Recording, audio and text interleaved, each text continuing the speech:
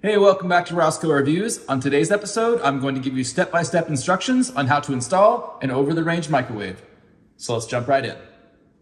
This is a Criterion over-the-range microwave. It is exclusively sold at Menards. However, it does install exactly the same way as a Whirlpool and many other brands. We will do a quick unboxing to explain all of the parts before we get started. These are the bolts for installing and hanging the microwave. If your stove hood vents to the outside, you'll have to put this on there so that you can vent your stove properly. In this case, we're just using a recirculating, where there used to be a recirculating hood, so we won't need this piece. This is the turntable for inside the microwave, and the filter and instructions are in this package.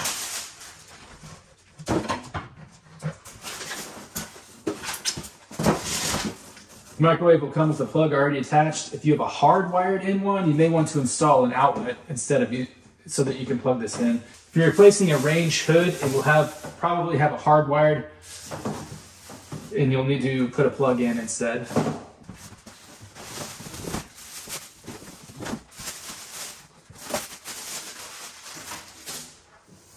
This is the bracket that mounts the bottom part of the microwave to the wall. For some reason, this brand, it comes pre-attached to the microwave. Typically, this is not attached, it's just in the box separately.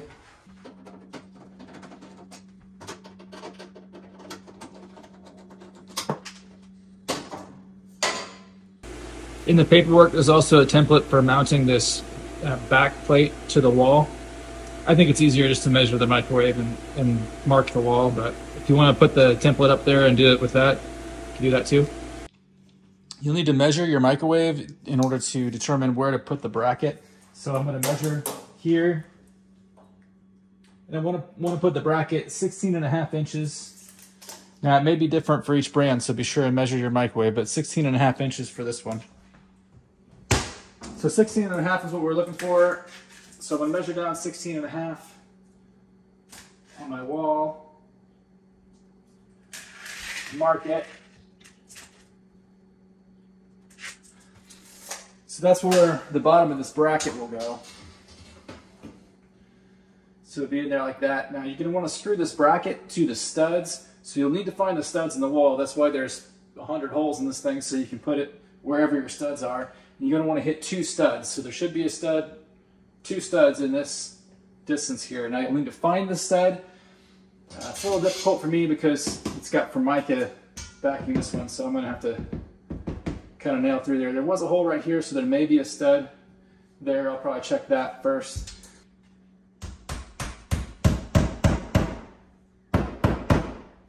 Okay, so where that little hole was is where one of the studs is, so I'll follow that down and mark it down here.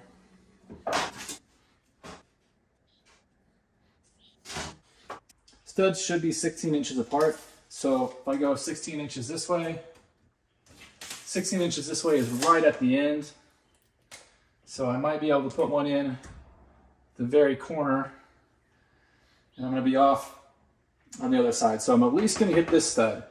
So you need to at least hit 1 stud. So it looks like I'm going to be hitting this one in the middle. If I get a screw all the way on the very edge, I might get another one over there. But I need to hit at least 1 to hold it on. So I'll put a screw in the middle for sure. The microwave came with 2 mounting screws for holding this plate to the wall. They look like this. It also comes with 2 of these large toggle bolts. This is for putting the back bracket on. So you want to make sure you get at least 1 of those fat screws into the stud, and then you can use the toggle bolts into the drywall for the rest of it.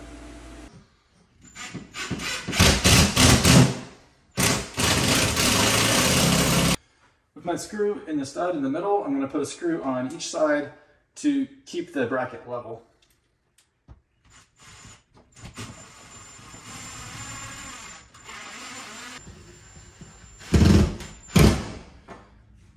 All right, my bracket's on there nice and solid. Now we'll look at how to screw it into the top. In the bottom of the cabinet, you'll need to drill several holes.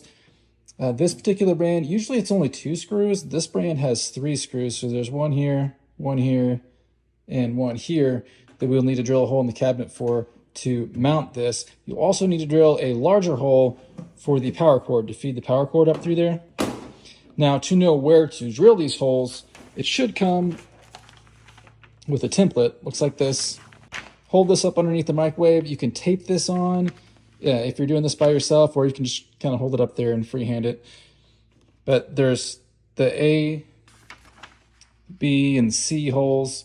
Those are for screwing the microwave to the cabinet, and there are, the directions say to use a 3/8 inch bit for those. And then this denotes where the power cord goes through, and it needs to be a large hole. They show a 2-inch diameter hole there for the power cord. I don't think it needs to be a 2-inch. I have a 1-inch drill bit with me. I'm going to try to shove it through that and see if that works.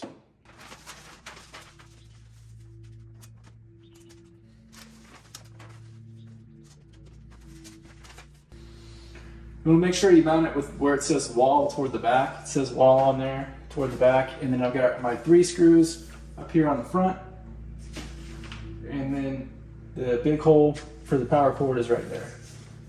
So I'll mark these.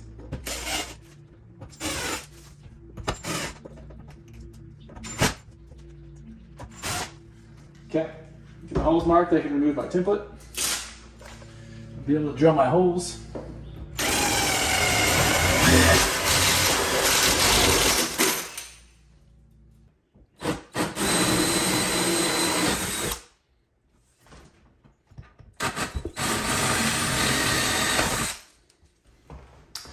So now here's where it helps to have 2 people. One person to hold the microwave there while the other person screws in these screws from the top. So you'll take these screws that have the big flat head on them and screw them down through the top. These holes that you drilled with the template should line up with the holes on the top of the microwave, and then you can screw these big bolts down into the top of the microwave. So if you still have your stove in place, you can set the microwave on top of the stove and feed the cord up through the top first.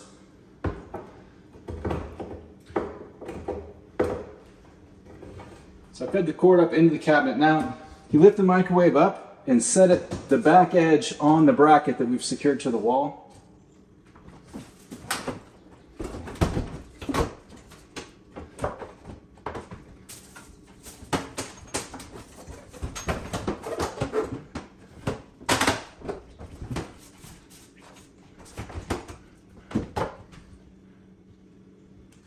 So I've got the bracket. It's holding the bottom on the back. And then now I can drop those bolts in from the top and try to line them up with the holes.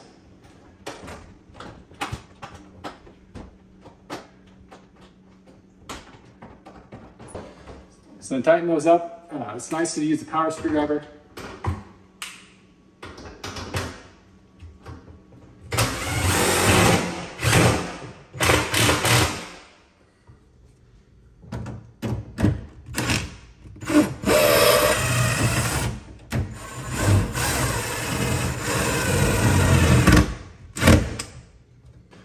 Once you've tightened in all 3 screws along the top, we can go ahead and plug in our microwave.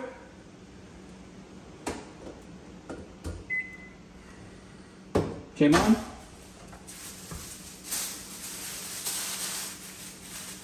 Take off any of the excess parts. Take off any of the excess plastic and cardboard. Sometimes they put things around the inside of this. There's some tape on the inside of the door on this one.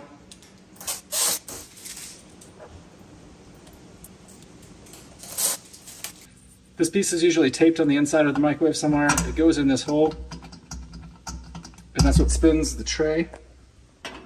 The wheels just rest in this groove here, and then the tray sits on top of those.